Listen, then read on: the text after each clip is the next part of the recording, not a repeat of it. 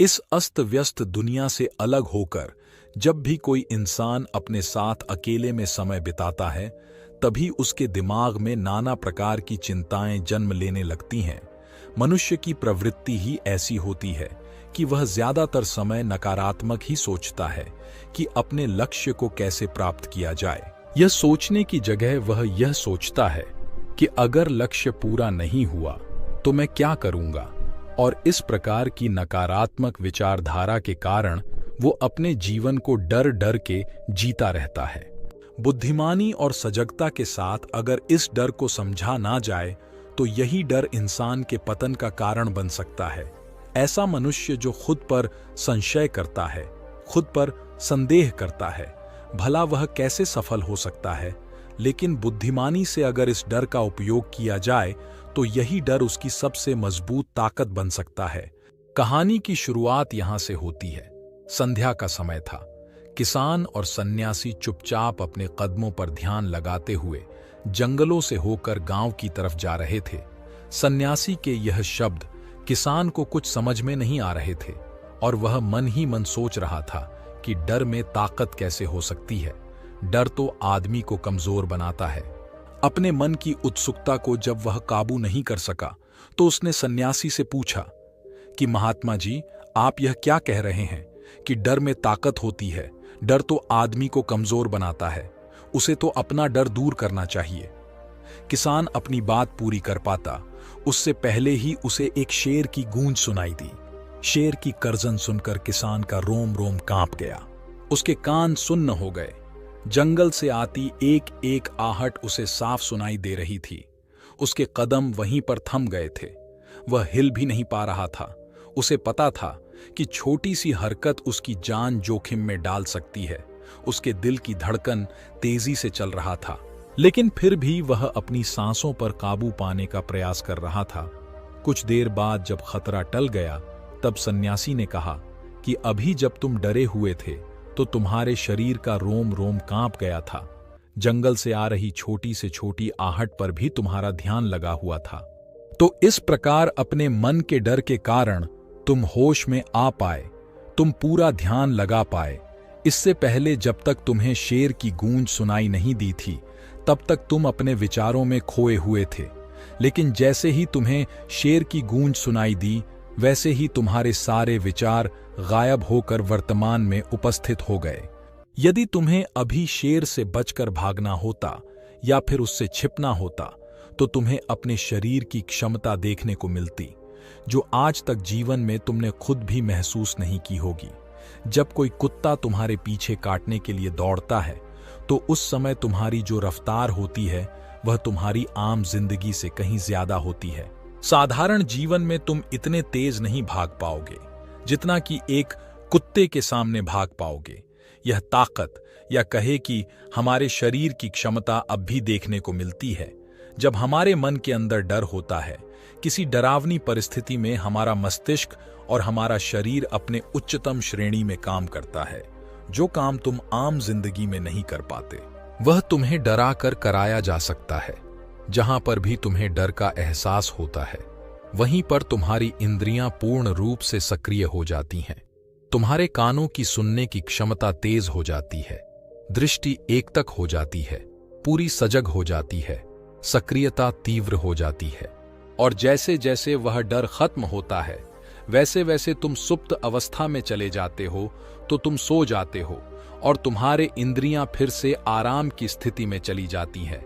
सन्यासी ने किसान से कहना जारी रखा कि परीक्षा से एक दिन पहले जो याद करने की तुम्हारी गति होती है वह साधारण याद करने की क्षमता से कहीं गुना तेज हो जाती है।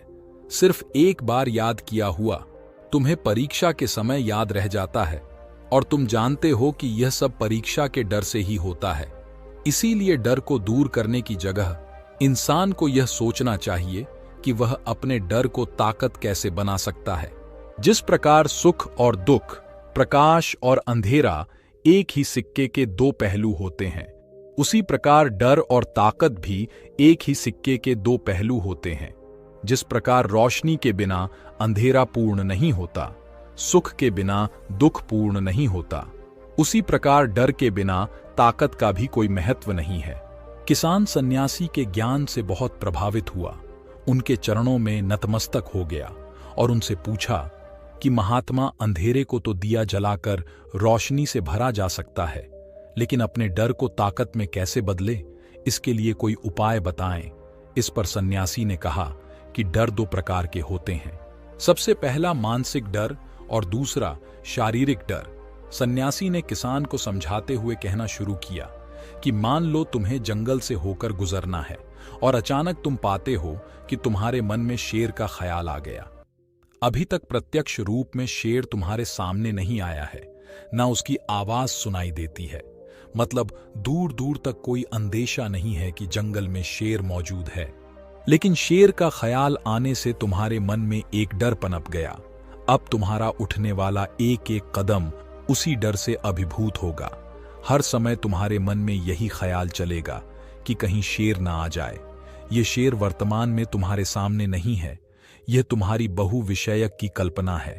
इसी प्रकार जो मनुष्य अतीत और भविष्य की चिंताओं में डूबा रहता है, वह मानसिक डर का शिकार होता चला जाता है।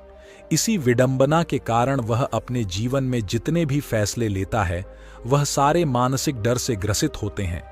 इसीलिए ज्यादातर मनुष्य पूर्ण रूप से अपने निर्णय पर भरोसा नहीं कर पाते हैं, और यही निर्णय या फिर फैसले जो आधे मन से लिए जाते हैं, मनुष्य के कार्य को पूरा नहीं होने देते। लेकिन यह भी सत्य है कि मानसिक डर के कारण ही इंसान अपनी तैयारी पूरी करता है। अगर तुम्हारे मन में शेर का ख्याल नहीं आएगा तो तुम शेर से सुरक्षा के लिए कोई भी कदम नहीं उठाओगे, लेकिन अगर तुम्हें शेर का ख्याल आ गया तो तुम उससे सुरक्षा के लिए कोई ना कोई तरीका जरूर अपनाओगे। इसीलिए मानसिक डर बेकार नहीं होता, वह तुम्हारी सुरक्षा को और ज्यादा मजबूत भी करता है। लेकिन समस्या तब शुरू होती है जब तुम चाहकर भी कुछ नहीं कर सकते, लेकिन उसके बावजूद तुम मानसिक डर झेल रहे होते हो।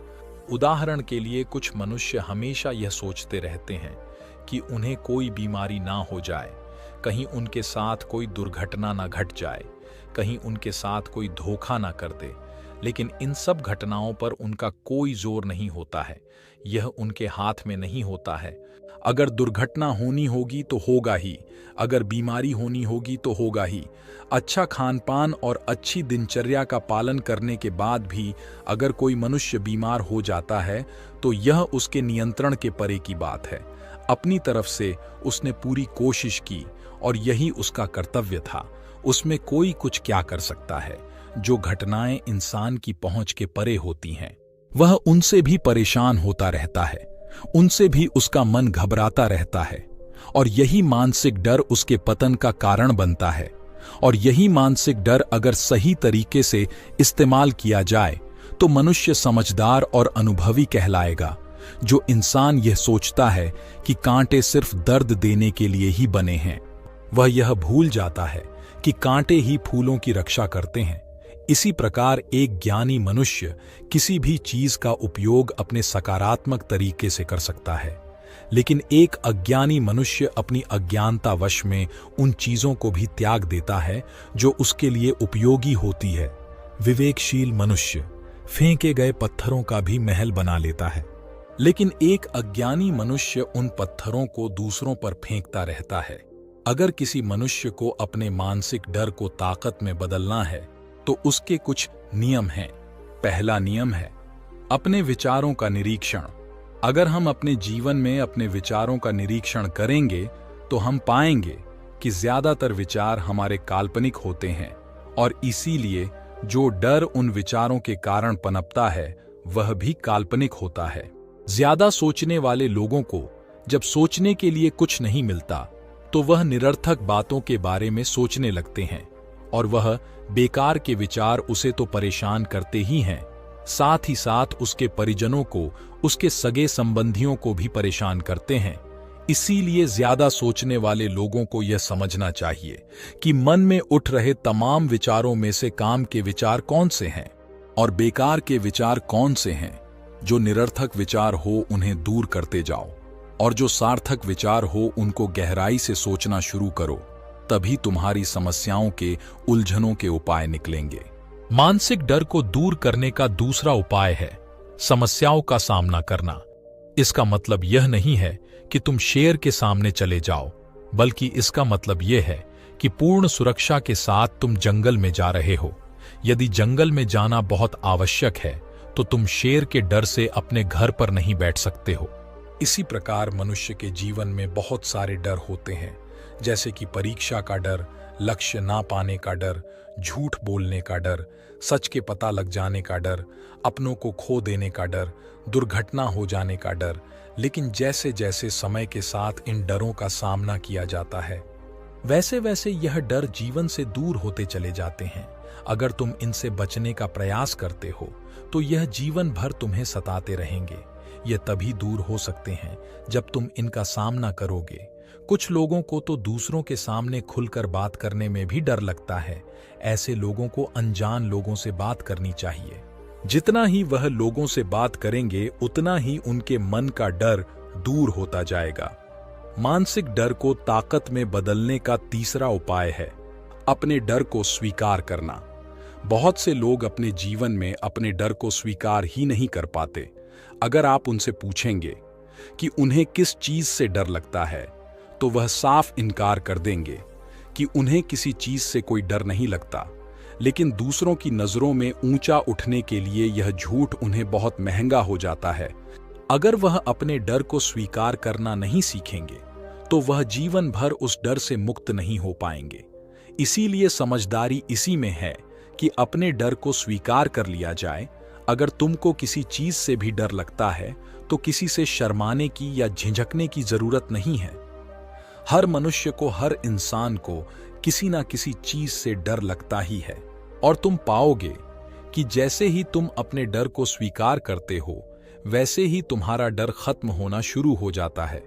और जितना ही तुम अपने डर को छुपाने की कोशिश करोगे, तो तुम्हारा डर उतना ही मजबूत होता चला जाता है। ये सारे तरीके तुम्हारे मानसिक डर को दूर कर सकते हैं।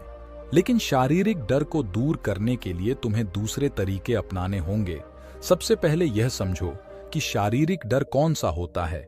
मान लो तुम किसी जंगल से गुजर रहे हो और अचानक तुम्हारे सामने शेर आ जाता है।